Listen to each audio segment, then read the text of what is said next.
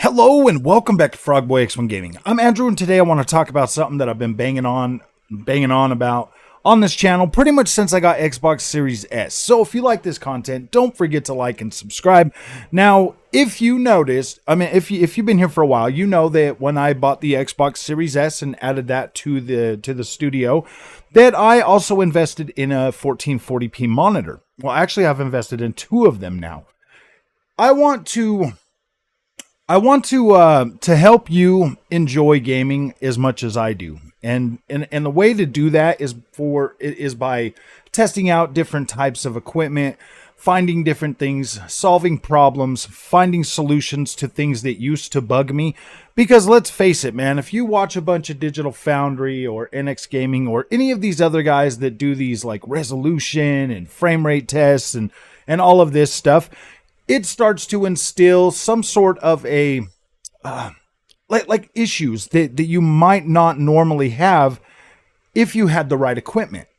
So that's what I kind of do when I make these videos, is I help you try to find the best experience that's going to make your gaming a lot better without having to constantly sit and worry about these issues that these other channels bring up. They are informative. They do their job pretty well. They bring out the problems. I know for a fact that when Digital Foundry first started, their whole main thing was to try to keep developers honest, because we were getting some pretty bad stuff back on, like, PlayStation 2, 3, those older generations where we'd be getting games that were like 15 frames a second, Assassin's Creed, things like that. So after I invested in this 1440p monitor, there's a link in the description for the actual monitors that I use. They're both the LG Ultra Gears. They've got 165 hertz IPS screens. They are really good. They have great contrast ratio. They both do HDR, so you get the HDR content. And to me, the HDR reproduction of these two screens is better than like the Vizio that I used to use with the full array local dimming. The contrast ratio on these is a lot better, so it looks better, and the colors look pretty freaking vibrant and beautiful most of the time.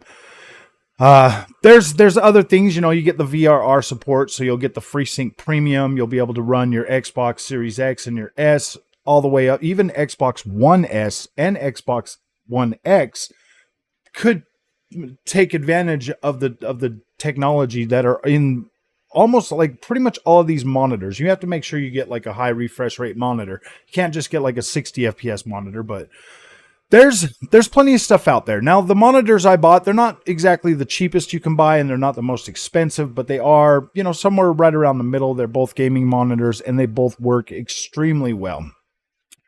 Now, I want to get into why I think 1440p monitors, or even a 1080p monitor, is probably going to be more suitable for most gamers than you would think. Now, as an older guy, after I got to a certain age, I was like, yeah, man, I want the biggest TV I can buy, and I want a big TV to play my games on. Well, that kind of has an effect the older you get too, and I'm going to kind of explain that right now. The bigger the screen and the farther you sit away from it, the more it's going to affect your eye-hand coordination. It's going to make you slower. It's going to make you react slower. You're not going to feel as immersed in the experience as you could be. And I noticed this. I did notice this after I bought the monitors and I was playing on the monitor versus the big screens.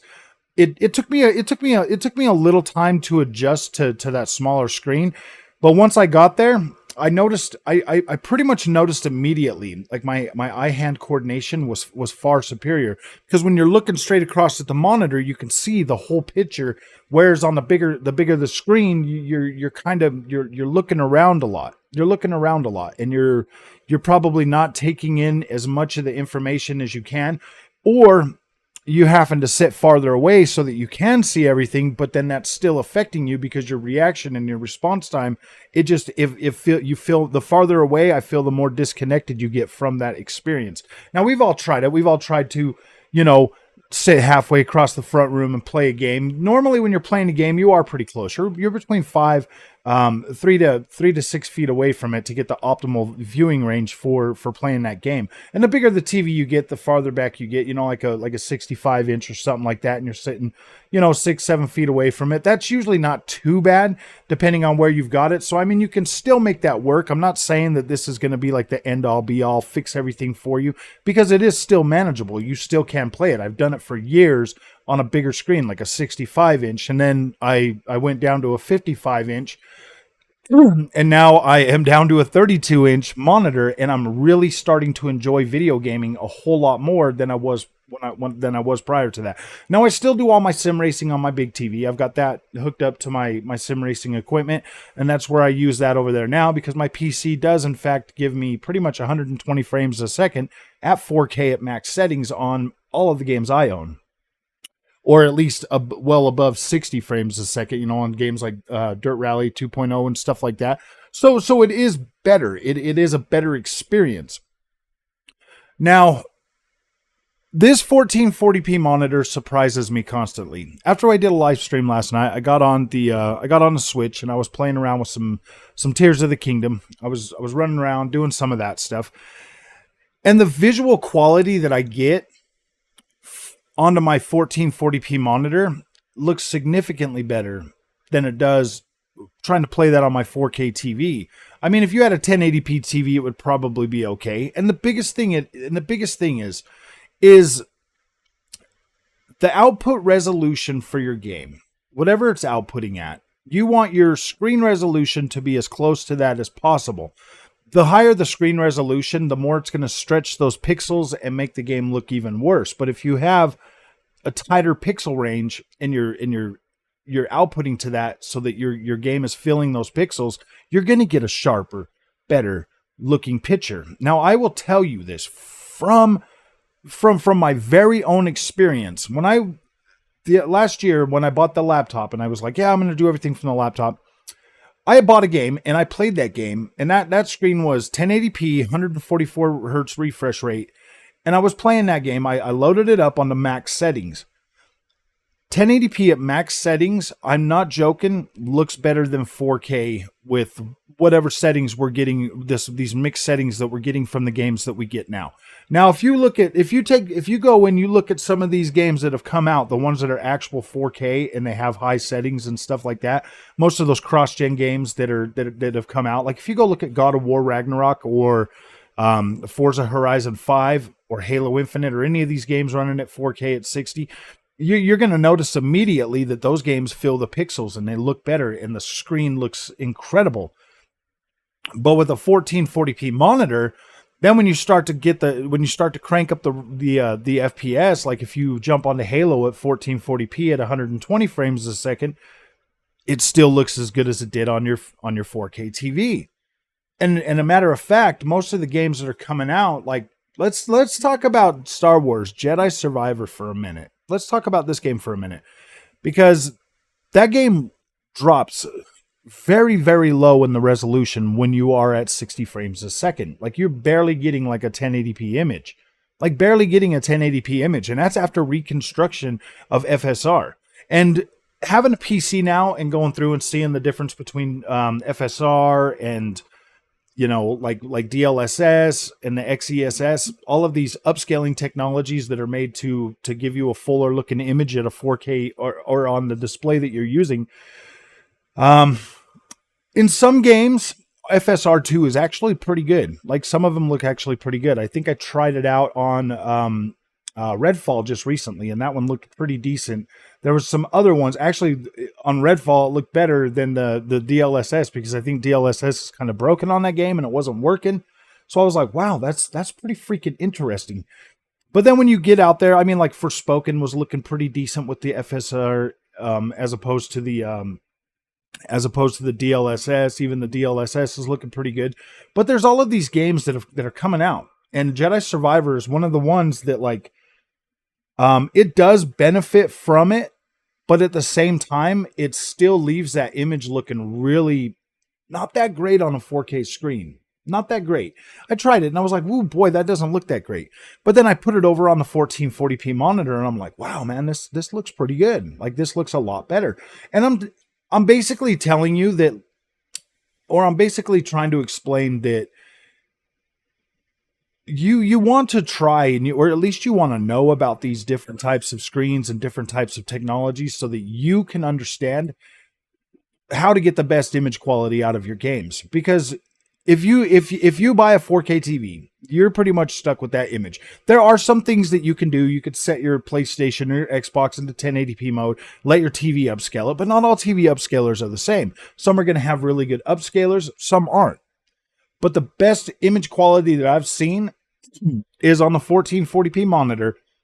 When it is downsampling 4K to 1440p, it makes the image look even better than it does on a 4K screen. Like it looks better. The image looks fuller. You've got more pixels. The image looks more dense, and it feels incredible being able to play that at a higher frame rate and having like a 1 millisecond response time. There's a lot of benefits to having a gaming monitor as opposed to having an actual TV, because these TVs, man, they're just, I don't think they're built the same. There's a lot of latency in TVs, and depending on what TVs you get, there's more latency in some than there is others. But gaming monitors are usually 1 millisecond response time, and 1 millisecond response time is pretty fast.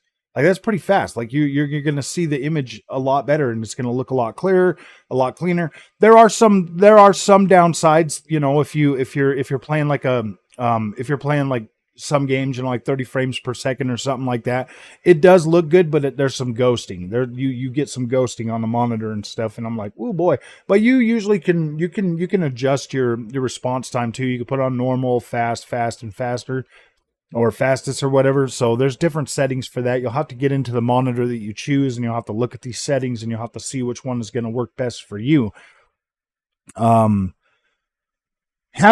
a monitor has greatly enhanced my gaming experience. It has. Like sometimes, like I don't have the issues that everybody else is having anymore. Like if I put the game on the 4K and it doesn't look good, I put it on the monitor, and if it looks good, I'm like, okay, cool, great. I get to still enjoy that game without having to worry about, is it 1726p? I don't have to worry about that no more. Is it 1433 or is it 1336p? No, I don't have to worry about that anymore, because going from 720p to 1440p is really not as big of a difference as it would be going from 1440p to 4K. You know what I mean? Like 1440p to 4K is like looks worse than 720p to 1440p. Like it just, and 720p to 1080p, if you get a 1080p monitor, man, you're set. With all of these games starting to come out, these next gen only games starting to launch and starting to hit at sub 1080p resolution or sub 1440p resolution, it's gonna affect you, because once you get used to 60 FPS gaming, it's hard to go back. It is hard to go back to 30 FPS. It does get hard. It does get hard. And some of these games are still going to launch at 30 frames per second. And man, I don't know. I'm just giving you this information so that you can weigh your options. A 32-inch monitor is going to cost you anywhere from $300 to $400. A 55-inch OLED TV is going to cost you $1,500. $1,200 or $1,000 to $1,300 or $1,500. That's a pretty significant amount of money that you could save by getting a monitor. Or, you know, your average 55-inch TV is anywhere from, for a good one, what actually has 120 FPS and all of that, them TVs are anywhere from $800 all the way up to a couple $1,000. So this information is just to help you find the best image or the best screen that's going to be better for you for your consoles. Because these are, in my opinion, PS5 and Xbox Series X are freaking pretty dang good 1440p consoles, or, you know, 30 frames a second at 4K. But for the most part, yeah, if you learn to live within the realm of what your consoles can do, then you're rarely ever going to be disappointed. You're rarely ever going to be disappointed. So if you guys like this content, don't forget to like and subscribe. Like I said, there will be a link in the description for the monitors that I use, and I'm very happy with them. And trust me, I have an OLED. Why? I mean, if the monitors weren't as good as I say they are, wouldn't I just be playing on my OLED all the time? You know, so all right, man. Thank you guys for watching, and we'll see you in the next one.